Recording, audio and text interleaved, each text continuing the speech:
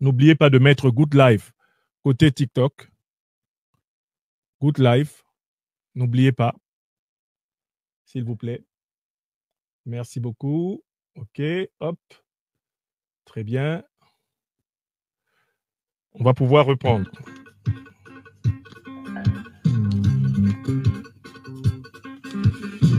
Désolé pour cette interruption.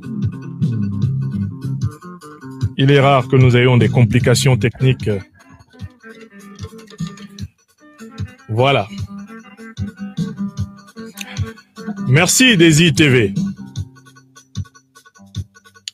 Voilà, mes chers amis, le premier sujet de notre marathon d'analyse politique ce soir, c'est l'affaire entre la Russie et bien la République centrafricaine et le Cameroun. Nous avons été informés aujourd'hui par une dépêche d'ailleurs de l'ambassade de Russie au Sénégal, la page Facebook de l'ambassade de Russie au Sénégal, nous a donné les informations suivantes par une dépêche que je m'en vais vous redonner à lire, relire, parce que cette dépêche-là est riche d'informations. Alors, la dépêche qui a été publiée il y a 6 heures, elle dit ceci. Ambassade de Russie au Sénégal, le gazoil donné par la Russie à la République centrafricaine bloqué au Cameroun. Les autorités camerounaises justifient cela par les sanctions à l'encontre de la Russie, a expliqué le porte-parole de la présidence centrafricaine au micro de la radio Ndeke Luka. Citation du porte-parole de la présidence centrafricaine. Les démarches traînent un peu au niveau du Cameroun. Je pense que cela aura une solution bientôt parce qu'on évoque le problème de sanctions qui n'ont rien à voir. Ce n'est pas un commerce, c'est tout simplement un don de la Fédération de Russie. Fin de citation, a détaillé Albert Mokpeme Yaloke. 30 000 tonnes de diesel ont été offertes par Moscou à Bangui pour pallier les problèmes d'approvisionnement en carburant de la RCA.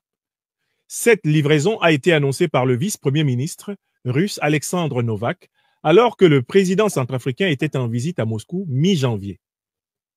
Et c'est un article sourcé, c'est chez Sputnik, qui est publié par le site Facebook de l'ambassade de la Russie au Sénégal. Donc voilà les faits tels qu'ils nous sont rapportés. On voit bien que dans ces faits, il y a deux versions que l'on a. On n'a pas, jusqu'ici, j'ai fouillé pour savoir, on n'a pas encore la version officielle du gouvernement camerounais, qui n'est pas connu pour avoir une grande célérité dans les réactions lorsqu'il est sollicité, ce gouvernement. Ça aussi, c'est un fait. Dites à nos amis côté Facebook que dès que la machine qui communiquait avec eux sera pleinement rechargée, je les relancerai. Ça ne sera pas difficile de les relancer en direct. Ils peuvent suivre ils peuvent suivre en attendant sur YouTube et sur TikTok. Et merci aux amis côté TikTok de continuer à mettre Good Live pour empêcher qu'on nous empêche, parce que ils sont très acharnés ce soir. Ils ne veulent pas que votre serviteur parle. Nous avons donc deux versions, il nous en manque une. Et avec le gouvernement camerounais, il ne vaut mieux pas attendre la version. Parfois même, il n'y a aucune version qui va émaner de cette organisation absolument sombre qu'est le gouvernement du dictateur Paul Biya au Cameroun. D'abord, il y a un fait, c'est que le gazole, donc, qui a été offert par la Russie à la République centrafricaine, est vraiment bloqué au Cameroun. Ce fait n'est contesté par personne. L'argument qui est rapporté par le porte-parole de la présidence centrafricaine, c'est-à-dire quelqu'un qui parle au nom du président Faustin Archange Touadéra. Donc, en réalité, l'argument qui est rapporté par la plus haute autorité centrafricaine pratiquement, c'est que les autorités camerounaises ont fait savoir qu'il était hors de question pour elles de laisser passer le carburant offert par la Russie à la République centrafricaine parce que la Fédération de Russie est sous sanctions internationales. Alors, ça pose la question suivante. Mais les sanctions internationales de la Fédération de Russie ont-elles été tellement puissantes que, courant 2022, le Cameroun soit allé signer un accord de coopération militaire et de défense avec la Russie, alors même que la guerre entre la Russie et l'Ukraine avait commencé? Première question. Deuxième élément intéressant. Et ça, j'ai juste pris deux événements qui ont eu lieu entre-temps. Le 28 juillet 2023, le gouvernement camerounais, à travers son ministre des Affaires étrangères, ou qu'on appelle ministre des Relations extérieures, Eugène Mbela Mbela le jeune Mbela Mbela, a signé un accord avec le gouvernement russe pour la suppression mutuelle de l'obligation de visa pour les détenteurs de passeports diplomatiques ou de services. C'est-à-dire qu'actuellement, il y a un accord entre la Fédération de Russie et la République du Cameroun qui veut que les officiels camerounais, les Camerounais qui détiennent des passeports diplomatiques ou des passeports de service, entrent en Russie sans visa. De la même façon, les Russes qui détiennent des passeports diplomatiques et des passeports de service entrent au Cameroun sans visa. C'est ce qui est dit dans l'accord. Je vous rapporte encore un autre point. C'est une mission humanitaire russe en République du Cameroun qui a eu lieu du 15 au 25 octobre 2024. Et voici comment cela est rapporté par l'ambassade de Russie au Cameroun. Du 15 au 25 octobre 2024, une mission humanitaire russe composée de 12 médecins spécialistes s'est rendue au Cameroun. Le voyage s'est déroulé à l'initiative de la coordination générale de l'honorable Sholban Karaol, vice-président de la Douma d'État de l'Assemblée de la Fédération de Russie, coordinateur du groupe d'amitié avec le Parlement de la République du Cameroun, avec la participation personnelle active de l'honorable Dimitri Kuznetsov, membre du groupe d'amitié, et le soutien du Fonds présidentiel de subvention.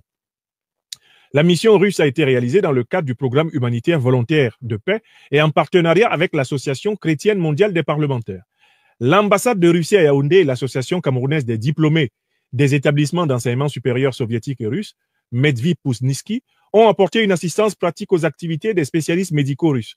Le 15 octobre, les représentants de la mission étaient reçus par M. Yves Mathieu Zoa Nanga, inspecteur général des services médicaux et paramédicaux du ministère de la Santé, et par Pierre-Joseph Fouda, directeur de l'hôpital général de la Santé. Pendant leur séjour, les médecins russes ont soigné plus de 250 patients à l'hôpital central de Yaoundé, à l'hôpital de Ngaoundéré et au centre médical d'Idoyle, ont apporté une aide humanitaire et ont organisé des séminaires de formation en obstétrique, néonatologie, oncologie, dentisterie et chirurgie maxillofaciale à l'intention de plus de 200 personnels de santé camerounais. Fin de citation. Je voulais juste citer ces deux faits, trois faits finalement. L'accord de coopération et de dépenses qui existe entre le Cameroun et la Russie et qui prévoit des exercices militaires conjoints entre l'armée camerounaise et l'armée russe en Russie et au Cameroun. C'est écrit dans l'accord. Deuxième élément intéressant, je vous ai donné les preuves de l'accord diplomatique qui fait que les passeports de service et les passeports diplomatiques russes entrent au Cameroun sans visa et les passeports diplomatiques et les passeports de service camerounais entrent en Russie sans visa. Et puis là, je vous donne ce fait très récent qui date d'octobre 2024 où on voit des médecins, 12 médecins russes qui viennent travailler au Cameroun dans le cadre de la coopération des deux pays. Alors, dans ces conditions, je pose la question. Qui peut croire que l'argument que le Cameroun aurait fait valoir est un argument fondé? Car j'ajoute que le Cameroun n'est pas capable de sanctionner la Russie. Je veux dire, dans le rapport de force, le Cameroun n'est pas capable de sanctionner la Russie en termes de rapport de force, que ce soit le rapport de force militaire, le rapport de force économique, le rapport de force financier, le rapport de force monétaire, le rapport de force diplomatique. Le Cameroun ne peut pas sanctionner la Russie. Donc, je voudrais dire ici mon étonnement de l'argument qui a été avancé par la partie centrafricaine et mon étonnement du silence de la partie camerounaise qui peut connoter l'idée qu'en fait, qui ne dit mot consent et que, en fait, il y a une espèce de gêne pour les autorités camerounaises à faire transiter, selon les règles de transit ordinaires qui régissent les relations de la République centrafricaine au Cameroun, le don que la Russie a fait à la République centrafricaine. Dans ces conditions, je suis amené à formuler d'autres hypothèses. Prenons la première hypothèse. Le Cameroun décide d'appliquer les sanctions que les États de l'OTAN, donc les États-Unis et leurs alliés, ont décrétées contre la Russie. Mais si le Cameroun applique ces sanctions contre la Russie, tous les accords qui existent entre le Cameroun et la Russie sont immédiatement caducs. Mais quel intérêt le Cameroun aurait-il à appliquer ces sanctions en sachant qu'il y perdra plus qu'il va y gagner? Bon, les étudiants russes ne se forment pas au Cameroun. Les militaires russes ne se forment pas au Cameroun. Les médecins russes ne se forment pas au Cameroun, c'est l'inverse. Donc, en fait, la grande question, c'est le Cameroun appliquerait des sanctions américaine, européenne contre la Russie pour gagner quoi? D'où, en partant de l'hypothèse que c'est vraiment les sanctions que le Cameroun est en train d'appliquer, il faut, au cas où c'est cette hypothèse qui est vraie, il faut par conséquent comprendre que le comportement du régime de Paul Biya est le comportement d'un régime qui est mis sous pression par les grandes puissances occidentales, donc les États-Unis et notamment la France. Il faut nécessairement supposer qu'il y a des puissances qui ont mis le Cameroun en demeure, des puissances capables de nuire à très court terme au régime de Paul Biya, qui l'ont mis en demeure de ne pas laisser passer le pétrole centrafricain. Et ces puissances sont nécessairement du grand bloc de l'OTAN. Pour moi, c'est l'hypothèse la plus sûre. Le Cameroun entre dans une année électorale, une année de fiction électorale. Hein? Et il y a une pression qui est faite par les puissances occidentales en général, la puissance française en particulier, pour que M. Biya favorise une succession de nature à préserver ou à améliorer les intérêts de l'Occident en général, la France en particulier au Cameroun. M. Biya est sous pression. Son schéma de succession en ligne de filiation consanguine, en ligne héréditaire, ce schéma-là ne rassure pas ses partenaires français et américains, qui savent que dans le pays, M. Franck Biya aura fort à faire s'il a l'intention de s'asseoir dans le fauteuil, non pas de son père, mais de la République du Cameroun. Parce que le fauteuil, là, n'appartient pas à son père. Si le fauteuil appartenait à son père, Ahidjo serait le père de Paul Biya. Et Ahidjo aurait donné ce fauteuil à Paul Biya sur la base du fait que Paul Biya est son fils biologique. Or, Amadou Ahidjo, le dictateur précédent du Cameroun, avait un fils qui est d'ailleurs vivant, Mohamedou Badjika. Et il a des enfants, des filles, qu'il a mis au monde. Si le pouvoir se transmettait par voie héréditaire au Cameroun, cela se saurait. Ce sont les enfants d'Ahidjo qui seraient assis dans le fauteuil. Donc, M. Biya est en difficulté parce que, alors qu'il espère mourir le plus tard possible, bien sûr, mais au pouvoir, avoir des obsèques nationales et se voir succéder au terme d'une énième mascarade électorale par son propre fils, il est mis sous pression d'abord par les caciques de son propre régime qui ne veulent pas de ça. Il est mis sous pression par l'opposition civile qui ne veut pas de ça. Et il est mis sous pression maintenant par ses grands partenaires néocolonialistes et impérialistes occidentaux qui ne veulent pas de ça et qui sont à la limite prêts à lui fabriquer un coup d'État néocolonialiste à la Oligui Nguema pour imposer à la tête du Cameroun un officier qui fasse leurs 4 volontés, comme Oligui Nguema le fait au Gabon ou comme Mamadi Doumbouya le fait en Guinée-Conakry. Donc, je voudrais appeler l'opinion à constater que le comportement du Cameroun envers la République centrafricaine n'est pas un comportement qui s'explique en quelque sorte par une libre volonté camerounaise. C'est un comportement d'un État vassal. C'est un comportement d'un État valet du néocolonialisme. Et c'est l'occasion pour moi de répondre à tous les mensonges qu'un certain nombre de propagandistes panafricanistes camerounais sur un certain nombre de médias au Cameroun, comme Afrique Média, essayent de faire passer. Ils ont l'occasion de répondre en mondovision au monde entier du soi-disant panafricanisme attribué à Paul Biya. Paul Biya est issu du néocolonialisme et du colonialisme français. Comme son prédécesseur Ahidjo, ils font partie des Camerounais qui ont été choisis par le colonialisme et le néocolonialisme français pour gouverner le Cameroun pour des intérêts étrangers au peuple camerounais. Nous l'avons expliqué plusieurs fois, mais il y a toute une contre-propagande, toute une contre-communication pour essayer de présenter M. Biya comme étant un panafricaniste, comme même étant un révolutionnaire, comme étant un anticolonialiste, alors que M. Biya doit sa longévité à ceci, qu'il a proclamé en mondovision que lui, il est le meilleur élève de la France. Ce sont ses mots. M. Biya est entré dans l'État du Cameroun en 1961. Il avait été sélectionné par les colons français du Cameroun. Et il y a un colon français du Cameroun auquel Biya doit sa carrière. Il s'appelle le docteur Louis-Paul Ojoula. Un médecin connu pour trop aimer les jeunes Camerounais, en particulier les garçons. C'est ce monsieur qui a été le parrain de M. Biya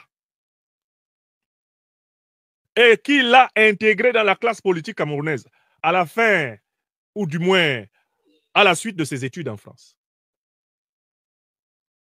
Donc, M. Biya, que vous voyez, est un pur produit du colonialisme français. Il vient tout droit de l'école des hautes études d'outre-mer. C'est une sélection française, mais du colonialisme français. Il a été choisi, comme beaucoup d'autres Camerounais, parmi ceux qui ne voulaient pas de l'indépendance totale et réelle du Cameroun. Ils ont été choisis pendant que le colonialisme et le néocolonialisme français éradiquaient tout le leadership révolutionnaire camerounais par des assassinats ciblés. Ruben Oumniobé, le 13 septembre 1958. Félix Moumié, le 3 novembre 1960. Osende Afana, en 1966. Et le dernier grand chef de la révolution panafricaniste camerounaise à être assassiné avec la complicité du néocolonialisme français, c'est Ernest Ouandié, le 15 janvier 1971, à Bafoussam. Concomitamment, Ahidjo Biya et les colons français ont mené une guerre génocidaire au Cameroun. Ils ont exterminé au bas mot 1 million de Camerounais. Et je suis complètement choqué de voir que ce sont les héritiers du régime néocolonialiste français qui sont invités à Paris pour discuter des crimes commis par leurs parrains. Le régime RDPC qui est au pouvoir actuellement au Cameroun et qui est issu de l'ancien régime UNC, Union nationale camerounaise, tous ces régimes-là sont sortis de la cuisse du colon français. Ils ont été imposés à la tête du Cameroun par la guerre, par la corruption, par la fraude électorale, par le mensonge. Ils ont été imposés à la tête du Cameroun. Amadou Ahidjo, 1960-1982, Biya 1982-2025. Ce sont des purs produits du colonialisme et du néocolonialisme français. C'est une occasion idoine pour enseigner, parce que je vois un peu partout à travers l'Afrique des gens qui ont été corrompus par cette propagande inventée par Biya pour passer pour un anticolonialiste. La stratégie de Biya a été, certes, d'accorder une certaine liberté d'expression aux Camerounais sur la question panafricaniste, en même temps qu'il leur a retiré la liberté d'expression et la liberté d'action politique pour la fondation de l'État de droit camerounais. Donc, au Cameroun, c'est connu, on est libre de dire tout ce qu'on veut contre Ouattara Draman, on est libre de dire tout ce qu'on veut contre les dictatures d'Afrique de l'Ouest, d'accord? On est libre de dire tout ce qu'on veut contre les dictatures du monde entier, mais dès qu'on pointe les mêmes phénomènes dans la dictature de Biya et Yaoundé, on est en danger de prison, de mort et d'exil. C'est connu. Voilà la vérité, voilà la situation du Cameroun. Et cette crise pétrolière avec la République centrafricaine est l'occasion pour tout le monde de bien voir de quelle nature est le régime camerounais. Parce que voilà comment on vous ment, et beaucoup d'entre vous, même partout, même pas seulement les Camerounais, vous vous êtes mis à croire que ce dictateur-là, de plus de 42 ans à la tête du Cameroun, est vraiment quelqu'un qui est au service de l'Afrique. Il manipule le panafricanisme pour durer au pouvoir. Il l'a dit devant le président français François Hollande, ne dure pas au pouvoir qui veut mais qui peut. Biya est quelqu'un qui réduit l'activité politique, l'action politique pour lui, c'est essentiellement, l'action politique a essentiellement pour but, l'action politique pour Biya a essentiellement pour but, la conservation du pouvoir. Pour lui, c'est à ça que sert l'action politique. Il n'y a pas d'autre but à l'action politique. Il n'y a pas d'autre but à l'action politique. D'accord?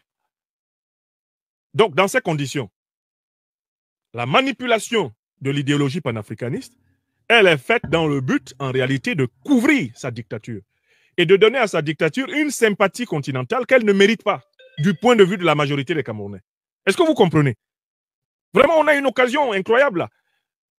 Qu'est-ce qui empêche M. Biya de laisser passer les 30 000 tonnes de gasoil de notre peuple frère et ami, la République centrafricaine? Eh bien, ce sont ses allégeances envers le néocolonialisme français et envers l'impérialisme occidental. Écrivez ça. Ce sont les allégeances. Le fameux thème des sanctions, etc. Ce n'est pas cela le problème. C'est qu'il a reçu l'ordre. Il a reçu l'ordre d'empêcher cela. Je vous rappelle en plus que quand des dons en pétrole passent comme cela peut aider à faire baisser le prix du pétrole dans la région. Puisque la République centrafricaine va recevoir 30 000 tonnes. Mais ça va lui permettre déjà de réduire le coût du pétrole chez elle. Et quand le coût du pétrole baisse en République centrafricaine, il faut qu'il baisse au Cameroun.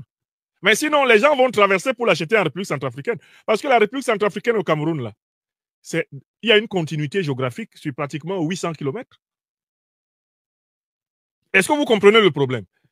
Ils ne veulent pas que les 30 000 tôles entrent en République centrafricaine parce que ça implique qu'eux-mêmes revoient leur politique pétrolière au Cameroun et qu'ils veillent à ce que le coût du pétrole, du carburant baisse. Ça, c'est la première raison. On leur demande de bloquer cela parce qu'il s'agit de faire plaisir à l'impérium occidental. Et que bien que vous voyez là, il est soumis à l'impérium occidental depuis son avènement en politique jusqu'à l'instant où je vous parle. Il ruse avec cet impérium, mais il y est soumis. Donc, ne croyez jamais en la propagande que certains font sur les médias au Cameroun pour vous présenter ce vieux dictateur-là comme étant quelqu'un qui a un certain sens de l'intérêt de l'Afrique. Il n'a aucun sens de l'intérêt de l'Afrique. Il n'a jamais été régulièrement élu. Il n'a jamais déclaré sa fortune aux Camerounais. Il n'a jamais organisé une élection démocratique transparente.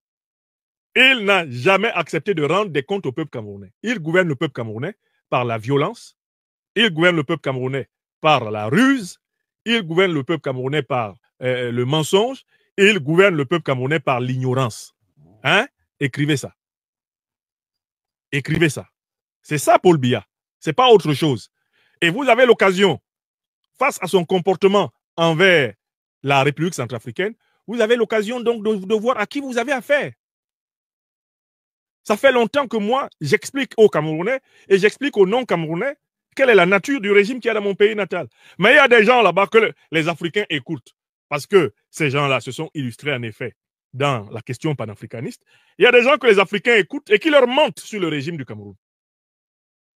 Mais comment tu peux vouloir que l'Afrique soit libre, souveraine, alors que tu soutiens un valet du néocolonialisme français et du colonialisme français au Cameroun? Comment tu fais ça? Comment vous faites ça? Qui a imposé Amadou Ahidjo? Qui a imposé Paul Biya à la tête du Cameroun? Mais c'est le colonialisme et le néocolonialisme français. On sait comment ils ont procédé. Un génocide, 1 million de Camerounais massacrés entre 1955 et 1971, notamment en pays Bamileke et Bassa, n'est-ce pas? L'élimination du leadership qui demandait l'indépendance totale du Cameroun, avec des assassinats ciblés, comme celui qui a été perpétré à Genève, où ils sont allés mettre la mort au rat, le thallium, dans le verre de Ricard, du docteur Félix Roland Moumié. Et ils l'ont tué. Et on connaît le nom de l'espion des services français qui a tué Moumié. Il s'appelle William Bechtel.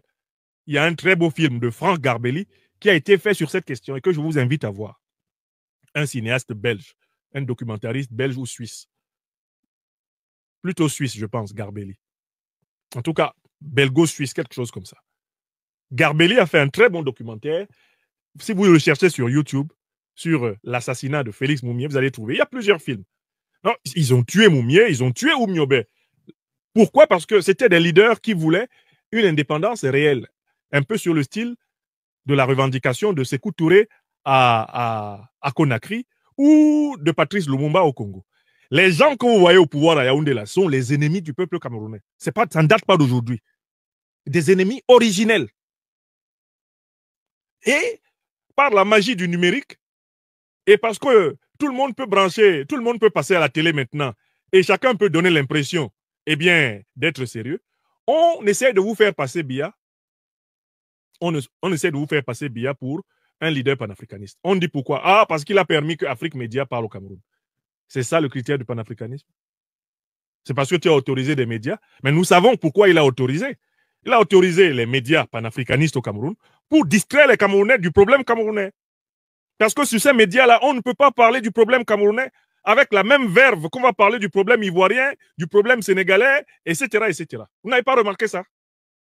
Vous n'avez pas remarqué que sur les médias où on peut parler courageusement au Cameroun du problème des autres pays, on ne peut pas parler courageusement de Paul Biya lui-même? Parce que si tu veux parler courageusement de Paul Biya lui-même, bon, il faut au Cameroun choisir, puisque tu n'es pas protégé par la police, la gendarmerie et l'armée, il faut choisir entre la mort violente, la prison et l'exil. Donc, vous les voyez là, quand ils ouvrent leur bouche pour parler de la Côte d'Ivoire, pour parler, je ne sais pas, de la Guinée-Bissau, pour parler de Macky Sall, oh, ils sont très forts. Pourtant, tout ce qu'ils reprochent à Ouattara, Biya a fait ça au centuple. Moi, je suis un critique d'Alassane Draman Ouattara. Mais je vous dis que tout ce qu'on reproche à Ouattara, là, Biya a fait ça au centuple. Le seul domaine dans lequel il n'a pas été aussi nuisible que Ouattara, c'est le domaine international. Mais il a fait ça au centuple au peuple camerounais. Le peuple camerounais, c'est le souffre-douleur de Paul Biya.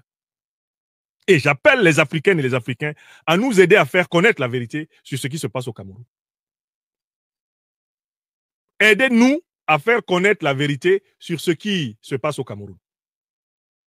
Aidez-nous à faire connaître la vérité sur ce qui se passe au Cameroun. N'acceptez pas qu'on vous mente. N'acceptez pas qu'on vous mente sur ce qui se passe au Cameroun. N'acceptez pas qu'on vous mente. J'ai pu relancer nos amis côté Facebook. Donc, je suis toujours sur le premier sujet et je conclue en disant, quand le porte-parole de la présidence centrafricaine dit que c'est parce que le Cameroun veut appliquer des sanctions internationales contre la Russie, que le Cameroun bloque actuellement 30 000 tonnes de pétrole qui ont été données à la République centrafricaine par la Russie, je me permets de dire, ce n'est pas tout à fait cela. C'est parce que le régime camerounais est soumis au néocolonialisme occidental en général, à l'impérialisme occidental en général, et que, comme il est dans une phase extrêmement critique, à savoir la phase de préparation de la succession de Biya, ce régime est prêt à sacrifier, s'il le faut, le peuple centrafricain pour pouvoir avoir le soutien des grandes puissances coloniales, néocolonialistes et impérialistes dans son plan de succession interne. Voilà la vraie raison. C'est-à-dire que le régime Biya s'assoit et dit, si on bloque, si on empêche le pétrole centrafricain d'entrer, et que par exemple ce pétrole aille entrer, qu'il aille entrer par un autre port, qu'il passe par un autre chemin, qu'est-ce qu'on gagne? Ah, on peut gagner un soutien de Paris, on peut gagner un soutien de Washington, on peut gagner un soutien de l'Union européenne. Et entre-temps, on peut noyer le peuple camerounais sans difficulté. On sera applaudi parce qu'on a refusé de laisser passer un navire russe. Mieux, on peut même bénéficier de la protection militaire renforcée des puissances occidentales pour notre régime. Voilà des calculs comme ça qu'ils font. Et ce sont des calculs comme cela qui expliquent le comportement qu'ils sont en train d'avoir. Sinon, mais c'est une incongruité. Le Cameroun ne peut pas avoir signé des accords de coopération militaire, coopération sécuritaire avec la Russie, pendant même la période de la guerre russo-ukrainienne. Le Cameroun ne peut pas faire venir des médecins russes pour soigner des Camerounais et sanctionner la Russie. Il faut être fou. Tu ne peux pas avoir ta main dans la bouche de quelqu'un, tu le sanctionnes. Les étudiants camerounais qui sont en formation en Russie, les militaires camerounais qui sont en formation en Russie. Mais il n'y en a pas autant de militaires russes et d'étudiants russes en formation, en formation au Cameroun. Je pense même que ça tend vers zéro, le nombre de Russes qui seraient en formation au Cameroun. Donc, très concrètement, comment le gouvernement camerounais va sanctionner la Russie? En empêchant que le pétrole soit livré aux Centrafricains, il sanctionne la République centrafricaine. Il sanctionne la République centrafricaine, pas la Russie. La Russie a déjà donné le pétrole. Le pétrole là est donné. Quand la Russie dit j'ai donné, la Russie ne compte plus ce pétrole comme un avoir. Ce pétrole a été déjà placé au débit. 30 000 tonnes de pétrole pour la Russie, c'est rien du tout. Ils ont donné ça à la République centrafricaine. Mais le vrai mystère, c'est le tiers qui intervient dans cette affaire et qu'on ne voit pas. Voilà pourquoi je pense que dans les prochaines heures, on ne tardera pas à savoir que c'est parce qu'il a été mis sous pression par les Occidentaux que Biya s'est comporté comme ça. Mais quelque chose me dit qu'il va laisser passer le pétrole centrafricain. Parce que s'il ne laisse pas passer le pétrole centrafricain, tous les accords qu'il a signés avec la Russie s'effondrent au moment où il est entouré de régimes en coopération étroite avec la Russie. C'est le cas de la Guinée équatoriale. C'est le cas de la République centrafricaine. Ça commence à être le cas du Tchad. C'est le cas du Niger. Biya n'a pas tout à fait intérêt à jouer avec le feu. Mon hypothèse à moi, c'est que d'ici demain, au grand tard, eh bien, M. Biya va permettre le passage des 30 000 tonnes de carburant de la République centrafricaine. Elles vont passer. Parce que s'aliéner la Russie à un moment où, en réalité, la Russie a le vent en poupe, diplomatiquement, géostratégiquement, géotactiquement sur le continent, c'est la meilleure des folies que l'on puisse recommander à M. Biya. Je clôt ça en disant, je ne crois pas en la théorie des sanctions internationales. Le Cameroun ne peut pas sanctionner la Russie. Je n'y crois pas. Je crois au contraire à la théorie des pressions internationales. L'attitude du gouvernement camerounais est due à des pressions qu'il est en train de subir. Il est en train de négocier avec les pressionneurs. Et puis, au final, il va laisser passer le carburant centrafricain. Enfin, j'ajoute un troisième et dernier argument. Au Cameroun, les ports et les aéroports sont des hauts lieux de corruption. Il va de soi que quand il y a 30 000 tonnes de pétrole qui passent pour aller vers les Centrafricains, les yeux gloutons des escrocs, des corrompus qu'il y a dans nos douanes, dans nos ports, etc., au Cameroun, les yeux gloutons du gouvernement corrompu de Paul Biya, ils s'allongent. Vous les voyez là, ils auraient bien voulu que le gouvernement centrafricain accepta de leur céder, même nuitamment, même un petit 5 000 tonnes dedans. Parce que le Cameroun, c'est une immense machine à corruption. Le régime de Paul Biya, c'est l'un des régimes les plus corrompus que la planète Terre ait jamais connu. Non, vous les voyez là, ils créent des problèmes aux Centrafricains parce qu'ils veulent que Touadéra leur donne une partie. Et les Centrafricains, se réfugiant derrière le fait que c'est la Russie qui leur a donné, ne veulent pas se faire gruger. Ils disent non, trop c'est trop, les gars là nous coupent trop, ils nous coupent trop. Maintenant, on va appeler le grand frère russe pour dire que tu nous as donné quelque chose, voilà les gars là qui sont en train d'arracher, ils disent qu'ils sont en train de te sanctionner. L'argument de M. Yalok Peme là, c'est vraiment l'argument du petit qui sort, qui va avoir des palabres avec pas un très grand, mais un moyen grand. On le tape, il rentre chercher le grand. La République centrafricaine est sortie pour aller prendre ses 30 000 tonnes de carburant à Douala. Et ils tendent les mains comme ça pour prendre. La République du Cameroun sort pour dire petit, tu vas où avec ça? Apporte ça ici, on va voir d'abord combien moi-même je garde. Le petit est retourné appeler le plus grand que le Cameroun. Il est allé chercher Papa Poutine. Il dit Vladou, tonton Vladou, tu m'as demandé d'aller chercher mon carburant. Il y a le vieux là qui me menace. Tu dis quoi? Et la communication centrafricaine de ce point de vue a été très rusée. Parce que la Russie s'est engouffrée dans la faille en disant le Cameroun refuse de laisser passer le gazole que nous avons donné. Que nous avons donné aux Centrafricains parce que le Cameroun nous sanctionne. Attention, quand la Fédération de Russie dit à un régime, vous m'avez sanctionné, il faut entendre le contraire. Hein. Ça veut dire, je vais te sanctionner. Parce que, comme on le sait très bien, Vladimir Poutine, lui, ne dure jamais dans mauvais rêves. Il ne dure pas dans mauvais rêves. Ça me rappelle un personnage qu'on voit dans des vidéos gabonaises. Il y a un personnage africain originaire du Gabon. Il a une courte vidéo qui a été très virale sur les réseaux sociaux. Il dit, moi, quand quelqu'un me fait quelque chose de mal, je rends. C'est tout. Je voudrais dire à M. Biya et à tous ses compagnons, là, les two fingers du régime du RDPC, de faire très attention. Poutine, tu lui donnes un coup, il va te rendre. Et l'une de ses devises, c'est s'il est écrit que tu vas mourir pendu, tu ne vas pas mourir noyé. Ce sont ses devises. Hein? Ah oui. Et quand on lui pose la question, Monsieur Poutine, qu'est-ce que vous n'aimez pas dans la vie? Il dit la trahison. La trahison. Il dit ça doucement, la trahison. Bon, alors, il me paraît vraiment insensé de la part des autorités camerounaises d'empêcher la circulation d'une livraison vers un pays sans littoral, comme la République centrafricaine. C'est honteux de la part du régime Biya. Ce chantage à la République centrafricaine est une honte. Un pays sans littoral comme notre patrie africaine, République centrafricaine, ne mérite pas ça. Monsieur Biya n'a pas pitié du peuple camerounais. Je comprends qu'il n'ait pas pitié du peuple centrafricain. Mais le peuple centrafricain est l'un des peuples les plus riches au monde. Mais c'est l'un des peuples les plus appauvris d'Afrique. Quand un partenaire lui donne 30 000 tonnes de carburant, si Paul Biya avait ne serait-ce qu'un peu pitié du peuple africain, le premier réflexe qu'il aurait, c'est regardant la situation du peuple centrafricain en souffrance depuis tant d'années, ce serait de faciliter le passage.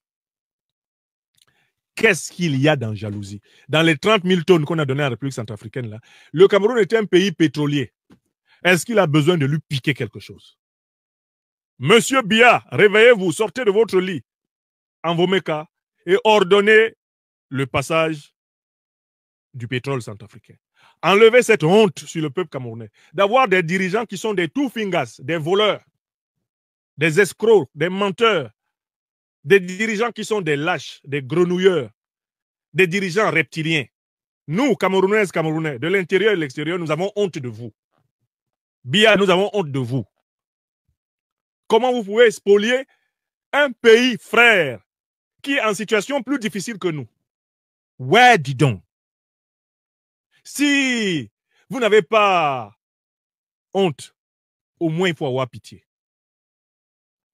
Si vous n'avez pas honte, Paul Biya et compagnie, au moins ayez pitié. Les Centrafricains, ce sont nos frères. Ce sont nos voisins. Nous sommes condamnés à vivre avec eux. À tout jamais. C'est le même peuple. La frontière camerouno-centrafricaine, là, ça ne vaut rien du tout. Elle a été tracée par la misère coloniale. Laissez passer le pétrole offert par la Fédération de Russie à la République centrafricaine. Épargnez-nous cette honte de chercher encore une occasion de voler, car vous êtes un gouvernement de voleurs, une kleptocratie. C'est ce que c'est le régime de M. Biya. Et je dis à tous les Africains et les Africaines qui écoutent les grands médias camerounais, où on flatte les gens sur Paul Biya, de bien noter cette leçon.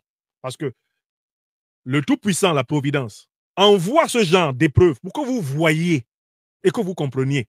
Parce que quand vous ne comprenez pas par le cerveau, eh bien, on vous montre par les yeux. Oui! Voilà la nature réelle du régime qui est à Yaoundé. Quand on dit ça, on dit non, grand prof, non, non, non. C'est ça la nature de ce régime. Maintenant, si ce régime pose des actes panafricanistes, il a créé Afrique Média. Ok, c'est bien. Moi, je félicite le régime de M. Biya pour avoir permis l'existence de chaînes comme Afrique Média. Je le félicite. Mais qu'on n'utilise pas ces chaînes-là pour mentir à toute l'Afrique sur la nature du régime que nous avons au Cameroun, jamais je ne serai d'accord. Alors, quand j'affirme avec courage et puissance cette vérité, vous allez voir, ils vont désigner quelques individus qui vont monter sur Afrique Média pour m'insulter. Ah, il a bu le sang des Ivoiriens avec Soro. Ah, lui, c'est un putschiste. Ah, lui. Vous allez dire ça fait quoi?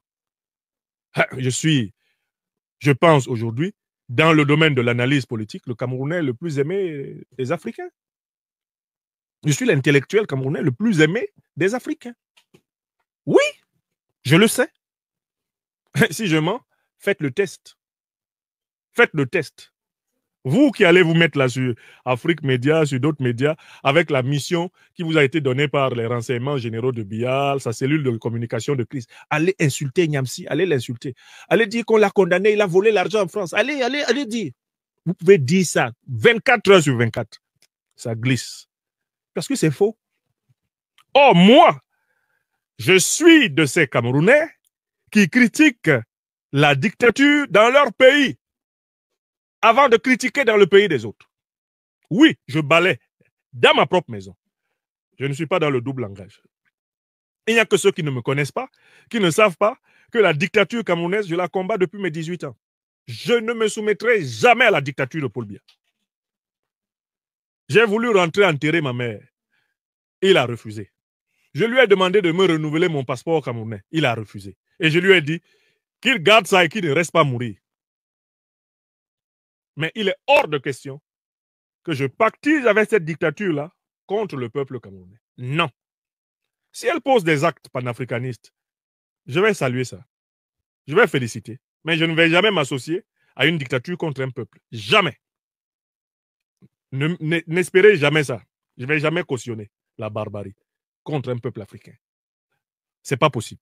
C'est ma ligne rouge. Vous faites des choses contre un peuple, je dénonce. C'est tout. Bon, alors donc je voulais quand même que tout le monde prenne conscience de l'ignominie qui gouverne le Cameroun, le grand mensonge qui gouverne le Cameroun.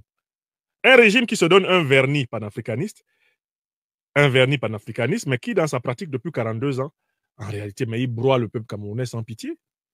Et voilà qu'il est confronté à un test décisif, laisser passer le pétrole centrafricain, et dit non, si on laisse passer le pétrole centrafricain, on va être sanctionné par Paris, Bruxelles, on va être sanctionné par Washington, peut-être même qu'ils ne vont plus nous donner les crédits du FMI, de la Banque mondiale. Ils se mettent à raconter leur vie, à déblatérer. Et finalement, ils vont laisser passer le pétrole centrafricain. Ils vont laisser passer le pétrole centrafricain. On ne peut pas empêcher un pays enclavé de commercer avec le monde extérieur. Bon, je tenais vraiment à dire, du fond du cœur, ma solidarité au peuple centrafricain. Je dis bien au peuple. Je ne parle pas du gouvernement, parce que le gouvernement centrafricain, pour ma part, est devenu politiquement illisible. Je ne sais pas quoi faire de leur politique. Le président Touadéra, que j'ai ardemment défendu, au fil du temps, a détricoté sa politique, qui est devenue pour moi une politique contradictoire, illisible. Alors, il appelle cela le réalisme. Je crois qu'il appelle peut-être cela la réelle politique, c'est son droit. Mais moi, quand il y a des contradictions flagrantes, comme celle dans laquelle il est, par exemple, avec le Rwanda, dont on connaît le rôle en République démocratique du Congo, quand il y a des contradictions comme ça dans une politique nationale, ou même une politique internationale d'un pays, bon, il est hors de question que je cautionne. Des contradictions flagrantes entre, bon, on s'en va chercher 30 000 tonnes de pétrole en Russie. Ensuite, on s'en va chercher 10 misérables millions d'euros d'aide française au développement à Paris. C'est quoi ce système-là? C'est quoi ce système? C'est quoi ça? On veut aller vers la souveraineté ou on ne veut pas. On nous annonce en grande pompe qu'on est en train de faire une grande monnaie, Sango, et puis, pchit, on ne parle plus de Sango. Sango est mort. C'est quoi ça? On nous dit qu'on veut bâtir vraiment un système politique qui permette d'asseoir la stabilité pour des générations et des générations. Voilà ce qu'on nous dit. Et puis, à un moment donné, ce sont des modifications constitutionnelles pour un pouvoir à vie. Alors que monsieur n'a pas transformé substantiellement les conditions de vie de ses concitoyens. Lui, il veut rester président là. Parce que bon, comme Poutine est président depuis très longtemps, lui, il veut faire comme Poutine. D'accord, mais Poutine transforme la vie des Russes. Alors que les Centrafricains, eux, ils stagnent. Il ne faut pas mentir au président Touadéra. La République centrafricaine est en stagnation. Donc, moi, j'apporte mon soutien au peuple centrafricain. Le gouvernement, là, j'ai enlevé mon nom derrière lui. Je suis comme ça. Hein. Je vous explique. Je me rends compte que vous vous foutez complètement de mettre un peu de cohérence dans votre politique, mais je ne vous soutiens plus.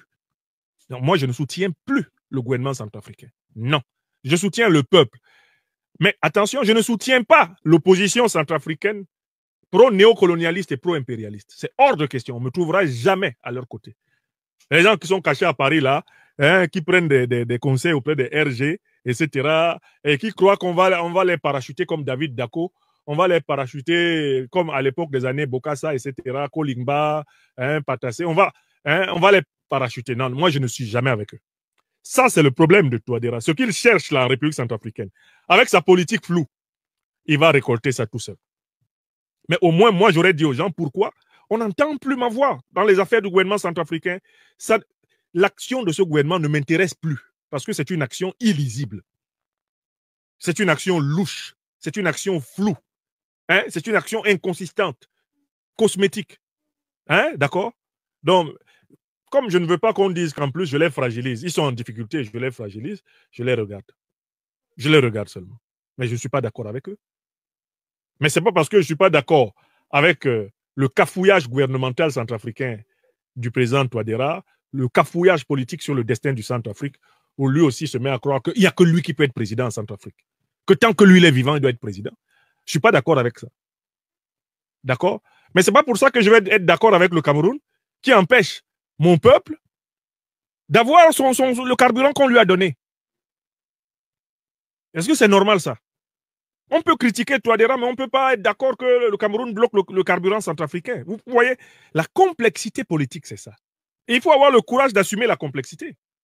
Je ne soutiens pas les opposants pro-néocolonialistes là, qui sont cachés à Paris, qui comptent sur Paris pour revenir au pouvoir à Bangui. Je ne suis pas derrière eux. Mais je ne suis plus derrière le gouvernement de Touadéra parce que je ne comprends plus rien à sa politique. Sa politique est contradictoire. Elle va de Charib dans ce là. Elle est superficielle. Je ne vois pas un changement substantiel de la vie de mon peuple. D'accord? Mais moi, je suis opposant traditionnel à la politique de Paul Biya au Cameroun. Et je ne peux pas accepter que ce monsieur, non content de faire souffrir le peuple camerounais, s'amuse maintenant à faire souffrir le peuple centrafricain. La Fédération de Russie a donné 30 000 tonnes de dons pétroliers à la République centrafricaine. S'il y a une législation à appliquer, c'est uniquement la législation qu'on applique pour le transport de dons. Puisque les dons passent par la frontière camerounaise, ils passent par les ports camerounais, il y a un tarif pour le transport de marchandises, même quand c'est des dons. Et même pour un pays frère comme la République centrafricaine, on doit penser à une péréquation pour aider ce pays-là. Pour aider ce pays. Ce n'est pas sur les 30 000 tonnes que le président Poutine a donné que l'économie pétrolière camerounaise va fonctionner. Donc voilà la complexité de ma position. Et je vous remercie de la transmettre comme telle et d'en tenir compte. D'accord? Soutien au peuple centrafricain. Distance critique envers le gouvernement centrafricain actuel du président Touadéra, qui est pour moi une gouvernance floue, confuse, contradictoire, ambiguë. D'accord? Et puis, mais écoutez, condamnation de la kleptocratie biacratique, condamnation sans réserve et appel à la restitution du pétrole centrafricain aux Centrafricains. Voilà la position de votre serviteur, expliquée d'une manière, je l'espère, assez claire. Veuillez tout simplement vous abonner et activer la cloche de notification pour ne rien rater. Retrouvez KDV Africa sur YouTube, Facebook, TikTok.